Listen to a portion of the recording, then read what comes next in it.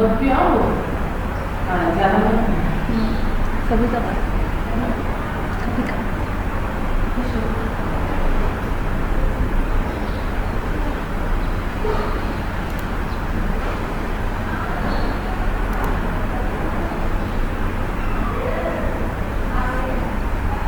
नमस्ते बच्चों, आपका 7वीं कक्षा में स्वागत है। आज से हम एक नए कविता की शुरुआत करने वाले। नया पाठ है हमारा, हम पंछी उन्मुक्त गगन के। ये कविता है हमारी। इसमें कवि ने पंछियों के बारे में एक कहानी लिखी है कि जैसे हम अभी का उदाहरण देखेंगे कि हम अभी कोरोना चल रहा है, तो हम लोग अभी घर पर है, तो हमें घर पर बैठना कितना तकलीफ़ महसूस होती है। अगर हम घर पे बैठे हैं तो किस प्रकार हम हमारा घर पर जीवन बिता रहे हैं। आपको कैसे लग रहा है, आप कैसे फील कर रहे हैं? आपको ऐसे लग रहा है कि कभी बाहर जाऊं, है ना? तो उसी प्रकार जो ये पक्षी होते हैं, उनको भी ऐसा ही मन करता है। अगर हम उनको एक पिंजरे में बंद करेंगे तो उनका भी तो मन करेगा ना कि हम कब बाहर जाए, है ना? तो इस कविता में भी कवि ने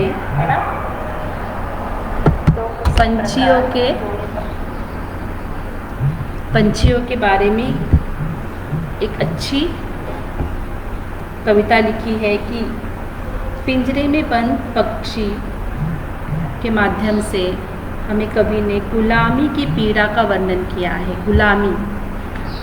गुलामी का अर्थ है कि किसी के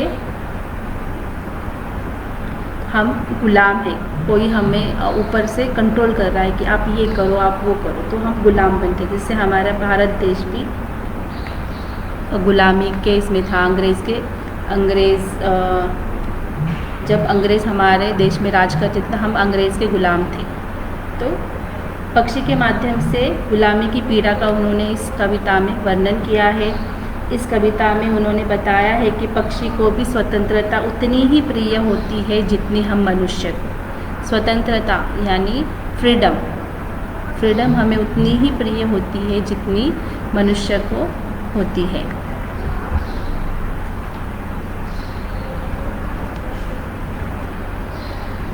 पक्षी भी स्वतंत्र रूप से आकाश में उड़ना चाहता है। उसे सोने के पिंजरे में कैद होकर रहना अच्छा नहीं लगता है। उसे सोने के पिंजरे में कैद होना अच्छा नहीं लगता है। जैसे हमें भी अच्छा नहीं लगता अगर हमें घर में किसी ने हमें कैद किया है, तो हमें अच्छा नहीं लगता। हम बाहर जाने की कोशिश करते ही रहते हैं। तो ये एक कविता है, हम देखेंगे। पहले ये है इस कविता के कवि शिवमंगल सिंह सुमन। इन्होंने एक कविता लिखी है। तो कवि का परिचय देखेंगे हम। शिवमंगल सिंह सुमन का जन्म 5 अगस्त 1915 में उन्नाव जिले में झगरपुर ग्राम में हुआ था। ठीक है, तो ये उन्नाव जिला है, उसमें झगरपुर ग्राम यानी गांव में हुआ था। उन्होंने अनेक अध्ययन संस्थाओं, विश्वविद्यालयों तथा हिंदी संस्थान के उत्तम पदों पर कार्य किया है। और 1974 में मिट्टी की बारात कृति पर साहित्य अकादमी पुरस्कार मिला उन्हें। ठीक है, साहित्य मिट्टी की बारात इस कहानी के लिए उनको साहित्य अकादमी पुरस्कार मिला। उन्हें भारत सरकार ने पद्मश्री और अन्य पुरस्कार व सम्मानित भी किया था। उनको पद्मश्री का अवार्ड भी मिला था और अन्य पुरस्कार से भी उनको सम्मानित किया था। वह सम्मान भी प्राप्त हुई। उनकी प्रमुख कृतियाँ हैं हिल्लोल, जीवन के गान, युग का मोल, प्रलय सुजन, विंध्य हिमालय आदि ये उनकी कवि संग्रह है। उन्होंने ये सारी कविताएं लिखी है। आप अगर नेट पे जाओगे उनके नाम से ये कविता अगर आप सर्च करोगे तो आपको वहाँ कविता ज़रूर दिखाई देगी। महादेवी की काव्य साधना, आलोचना, साहित्य, ये उनकी एक साहित्य है, अच्छी कहानी है। प्रकृति पुरुष, कालिदास पर उन्होंने एक नाटक किया है। और 27 नवंबर 2002 यानी अभी उनका मृत्यु हुई है। अभी हमारे 2000 की सदी चल रही है, 20वीं सदी चल रही है, तो उनकी अभी ही मृत्यु हुई है। अभी मतलब 2002 यानी अभी 18 साल हो गए उनकी मृत्यु हो गई है। तो ये उन्होंने उनका ये परिचय है, उन्होंने किस प्रकार कविताएं लिखी, कौन कौन सी कविताएं लिखी, उनको पद्मश्री अवार्ड भी मिला है। तो ये सारी कविताएं उन्होंने लिखी है।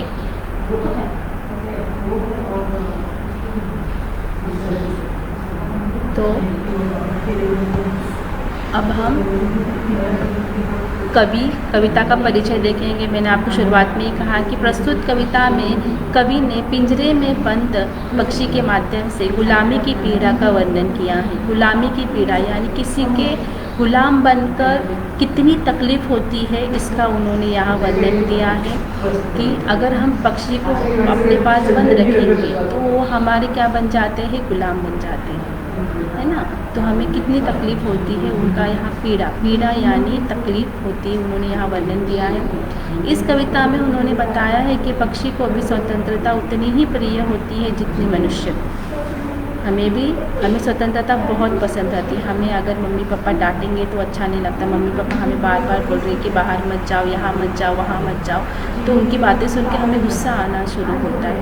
उसी प्रकार अगर हम एक पक्षी को पिंजरे में बंद करेंगे, उसको जिसको उड़ना अच्छा लगता है, तो उसका कितनी तकलीफ़ होती होगी वो अभी आप समझ सकते हो। पक्षी भी स्वतंत्र रूप से आकाश में उड़ना चाहता है। उसे सोने के पिंजरे में कैद होकर रहना अच्छा नहीं लगता है। सोने के पिंजरा यानी वहाँ उन्होंने एक उपमा दी है कि अगर पक्षी को तुम सोने के पिंजरे में कैद रखोगे तो उन्हें वो सोने का पिंजरा अच्छा नहीं लगेगा। उनको क्या अच्छा लगेगा, बाहर खुले आसमान में उड़ना उनको अच्छा लगेगा। तो सोने के पिंजरे में रहना ये उनको बिल्कुल अच्छा नहीं लगता है। तो ये हो गया हमारा कविता का परिचय। अभी हम कविता का पूरा स्पष्टीकरण देंगे। पहले हम मैंने हर एक स्लाइड पे 4 पंक्तियाँ लिखी। पहले हम पूरी कविता को पढ़ेंगे। आप अपनी किताब निकालो और किताब पर पंक्तियों पर ध्यान दो। हम पंछी उन्मुक्त गगन के पिंजरबद्ध न पाएंगे, पिंजरबद्ध नगा पाएंगे, कनक तीलियों से टकराकर पुलकित पंख टूट जाएंगे। हम बहता जल पीने वाले मर जाएंगे भूखे प्यासे, कहीं भली है कटुट निबोरी कनक कटोरी की मैदा से। स्वर्ण श्रृंखला के बंधन में अपनी गति उड़ान सब भूले, बस सपनों में देख रहे हैं तरु की फुगनी पर के झूले।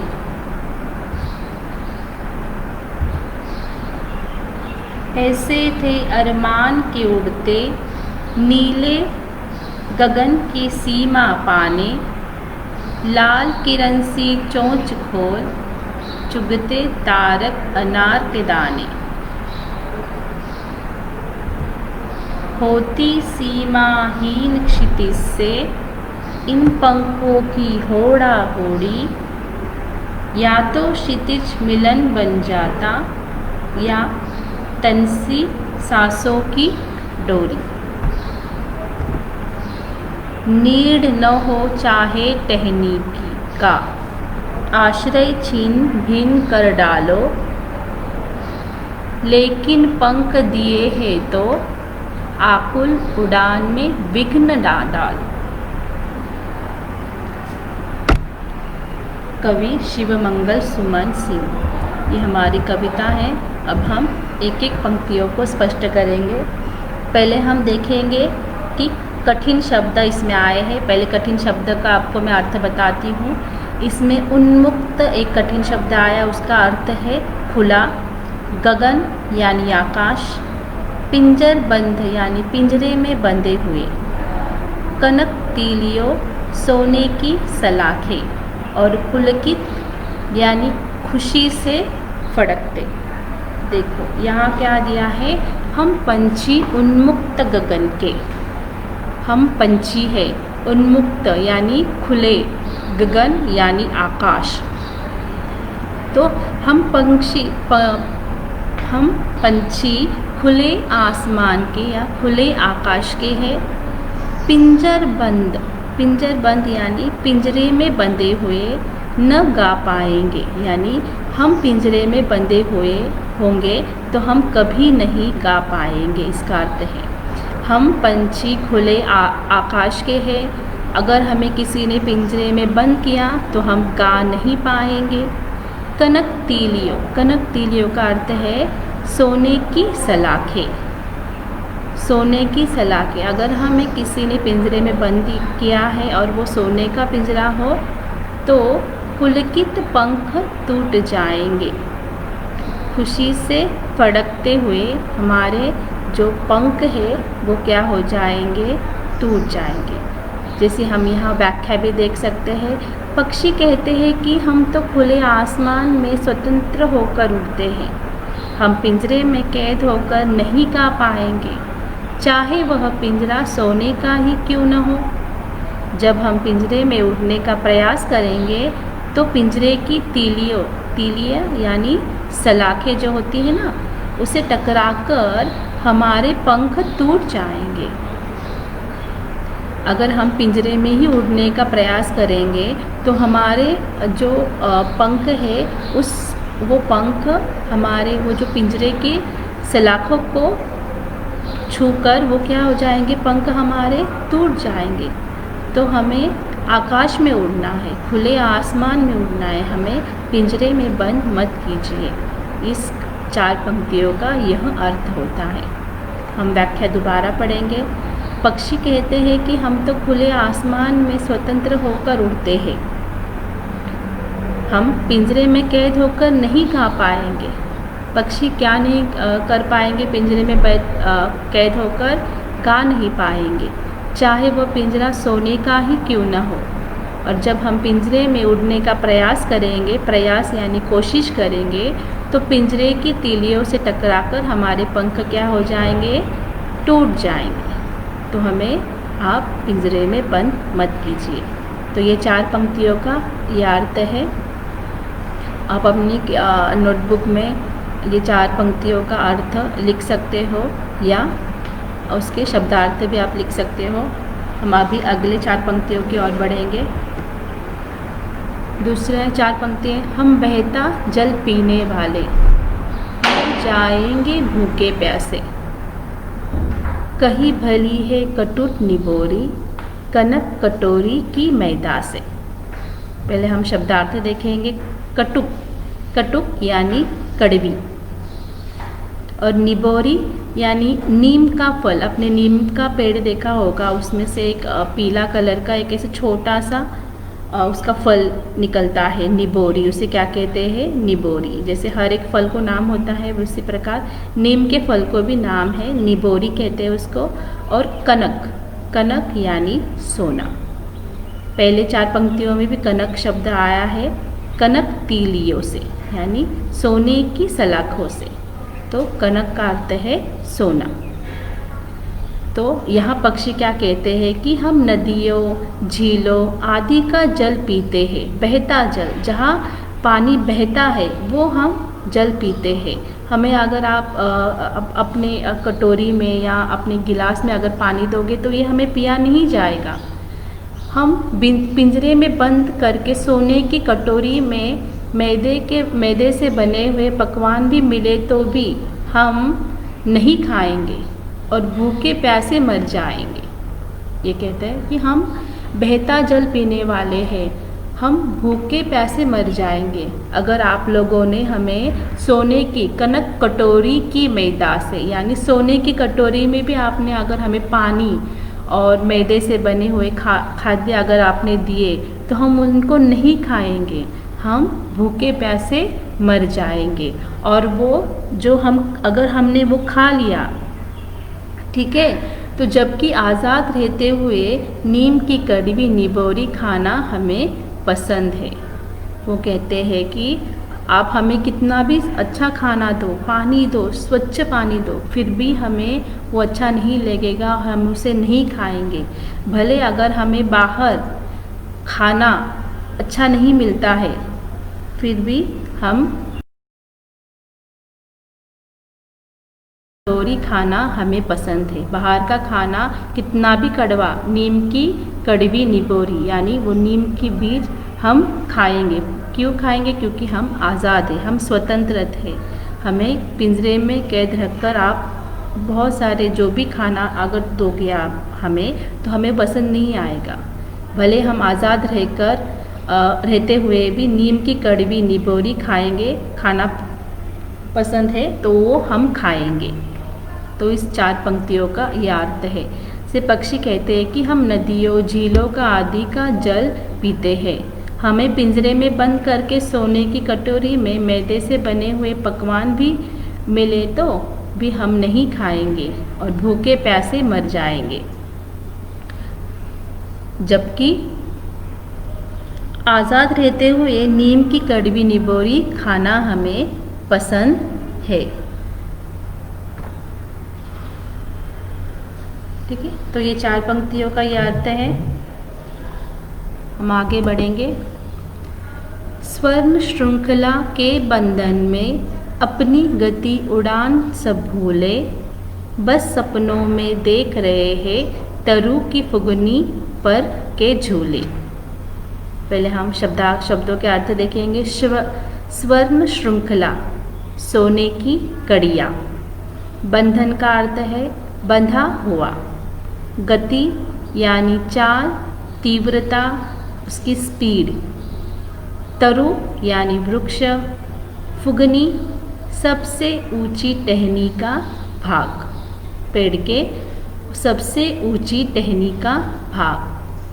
अभी स्वर्ण श्रृंखला के बंधन में, स्वर्ण श्रृंखला यानी सोने की कड़िया के से बंधे हुए अगर होंगे तो हम अपनी गति उड़ान सब भूल जाएंगे। ये कहना चाहते हैं हम अपनी गति भूलेंगे, हम अपनी उड़ान भूलेंगे। बस सपनों में देख रहे हैं तरु फुगनी पर के झूले। बस हम हमारे सपनों में ही देख रहे हैं कि वृक्ष के सबसे ऊंची टहनी पर हम क्या कर रहे हैं? झूला झूल रहे हैं। तो पक्षी कहते हैं कि सोने के पिंजरे में बंद कर हम अपनी खुले आकाश में उड़ने की जो आदत को भूल जाते हैं। पेड़ की डालियों पर बैठकर झूलना हमारा स्वप्न मात्र रह जाता है। आशय यह है कि बंदी जीवन में रहकर व्यक्ति अपने स्वाभाविक क्रियाकलाप को भूल जाता है और स्वतंत्रता उसे स्वप्न मात्र लगने लगती है। मतलब इसका अर्थ है कि अगर हमारे मन नहीं है, फिर भी अगर हमने वो काम हमें दे दिया और हमें उस काम के बंधन में बांध दिया है, तो हमें जो आता है ना, जो हमारा अंदर जो काम है वो भी हम काम करना क्या करते हैं? भूल जाते हैं। और वो जो हमें पसंद है वो सारी चीज़ें करने के लिए हम उसको अपने स्वप्न में यानी अपने ख्वाब में ही देखते रहते हैं कि मैं कब बाहर उड़ूँगा। तो ये 4 पंक्तियों का ये अर्थ है कि पक्षी कहते हैं कि सोने की पिंजरे में बंद कर हम अपनी खुले आकाश में उड़ने की आदत को भूल जाते हैं और सिर्फ पेड़ों की डालियों पर बैठकर झूलना हमारा स्वप्न मात्र रह जाता है। बंदी जीवन में रहकर व्यक्ति अपने स्वाभाविक क्रियाकलाप को भूल जाता है, इस 4 पंक्तियों का अर्थ है। और यह जो स्वतंत्रता है उसे सिर्फ स्वप्न मात्र यानी सिर्फ स्वप्न में, अपने सपने में ही वो उस चीज़ को हमेशा देखता रहता है। किस चीज़ को देखता है पक्षी की वृक्ष के सबसे ऊंची टहनी पर झूला झूलने का जो उसको ख्वाब है वो सिर्फ ख्वाब में ही देखता रहता है, अगर हम पंछी को बांध कर रखेंगे तो। तो ये 3 पंक्तियों का इस प्रकार अर्थ होता है।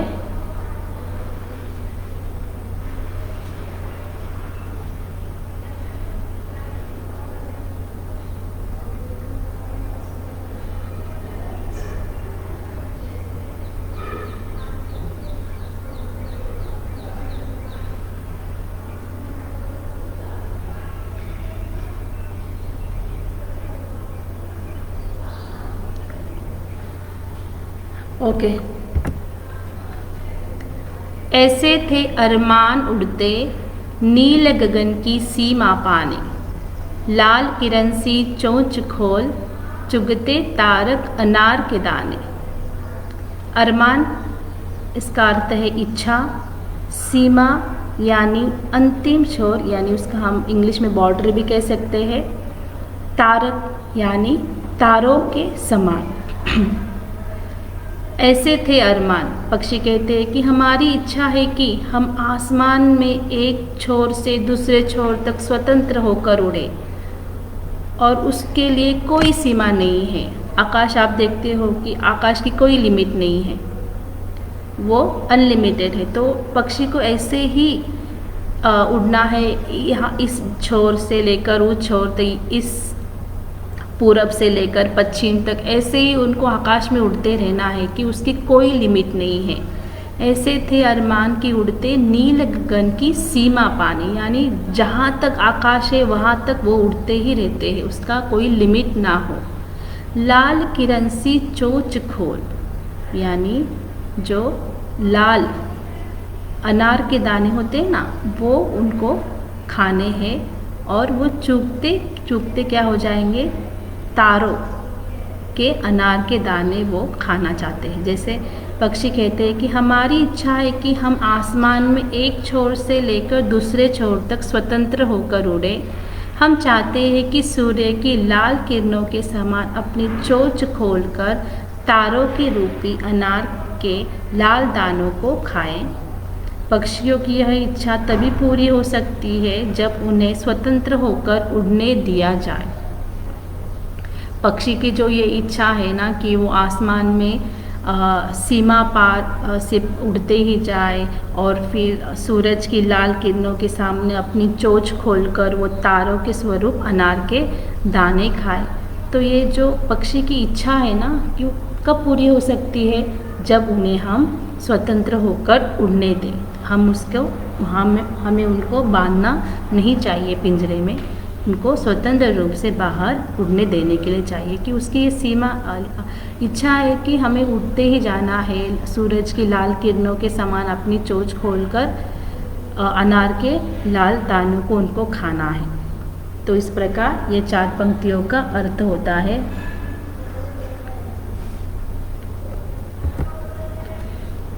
होती सीमाहीन क्षितिज से इन पंखों की होड़ा होड़ी, या तो क्षितिज मिलन बन जाता या तनसी सांसों की डोरी। सीमाहीन, सीमाहीन का अर्थ है जिसका कोई अंत न हो, अनलिमिटेड। मैंने आपको बोला सीमा, लिमिट, ठीक है। क्षितिज का अर्थ है वह काल्पनिक स्थान जहाँ धरती और आकाश मिलते हुए हमें प्रतीत होता है। जब हम देखते हैं कि सूरज आ रहा है और फिर तभी धरती और आकाश हमें क्या लगता है, एक समान हुआ है। क्षितिज ये काल्पनिक है, ये हम इमेजिन ही कर सकते हैं, पर ऐसा नहीं है कि धरती और आकाश जहाँ मिलते हैं, पर ये हम कल्पना में हम देखते हैं दूर से, तो ऐसे लगता है कि आकाश और धरती क्या हो जाएंगे, दोनों मिल गए हैं। और तन सी सांसों की डोरी यानी मर जाए, इसका अर्थ है तन सी सांसों की डोरी का अर्थ है मर जाना। तो पक्षी चाहते हैं कि वे उनके पंखों की प्रतियोगिता यानी कोई भी ये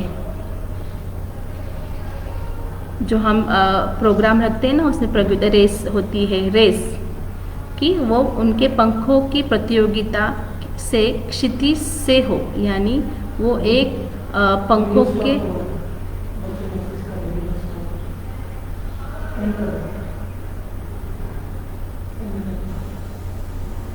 वे उस स्थान पर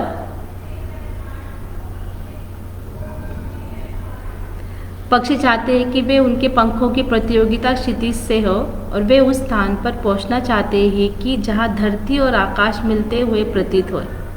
पक्षी कहते हैं कि ऐसा करने पर या तो वे उस स्थान पर क्षितिज पर पहुंच ही जाते हैं या थककर सांस फूलने से उनका दम ही निकल जाता है।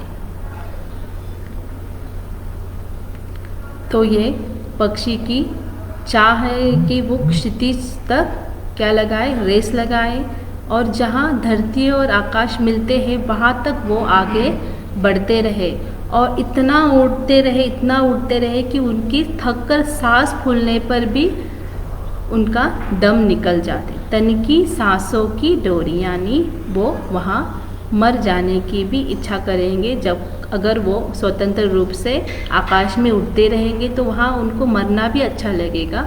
इन 4 पंक्तियों की यहाँ ये अर्थ है।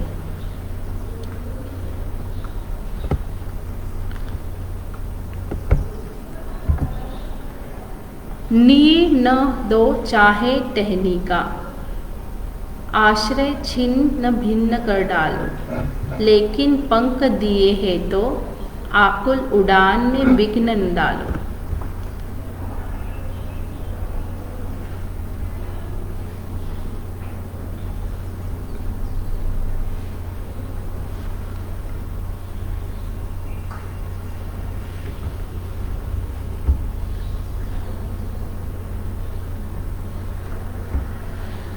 पक्षी कहते हैं कि मनुष्य भले ही हमें रहने का